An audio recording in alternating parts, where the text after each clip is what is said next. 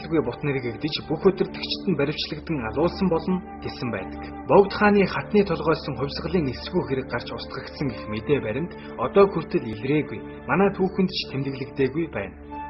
Ямар ч тач Богд хааны хатан дондог дулан бидний боддогчлон өвчнөр буюу өөрийн үхлээр үхээгүй.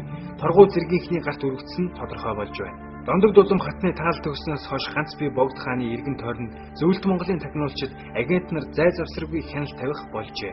Тагнуулын ерхий газрын тусгай архивын ажилтнуудын сүүлийн үед хийсэн судалгаанаас үзвэл Богд хааныг тагнах ажлыг хариуцсан дотоодыг хамгаалах газрын төлөөлөгч Торгууд Монтон гэвч тэдгээр агентыг удирдан үүрэг даалгавар өгч хэрэг дээрээ Богд хааны харуул хамгаалалт торгон цэргийг хүртэл гартаа авсан байна. Энэ Монтон гэвч нь 1921 оны 8 дугаар сард Монголд ирсэн Торгуу цэргийн 2 дугаар ээлжийн дарга Монтош бололтой. Ийхүү зөвлөлтийн тагнуулын хатуу хяналт нь ганцаардан гарах газаргүй болсон 8 дугаар богд жавцандаа Мутагт хаан 1924 оны 5 дугаар сарын 20-нд гэнэт нас оржээ. Гэвч тэр үеийн Монголын бурхан шишний том лам нар Богд хааны үхлийн шалтгааныг мэдэх арга сэдсэн байна. Тэд богдын махыг огтлж ардуудад харааж өгнө хэмээн ярилцаж байна гэсэн мэдээ Торгуу төлөөлөгч Монтошд хүрчээ. Ийм мэдээ авсан Монтош болон зөвлөлтийн сургагч нар ихэд сандралдаж тэгж болохгүйг лам нар сүсэгтэн олон нийтийн дунд яаралтай ухуулан таниулсан гэдэг.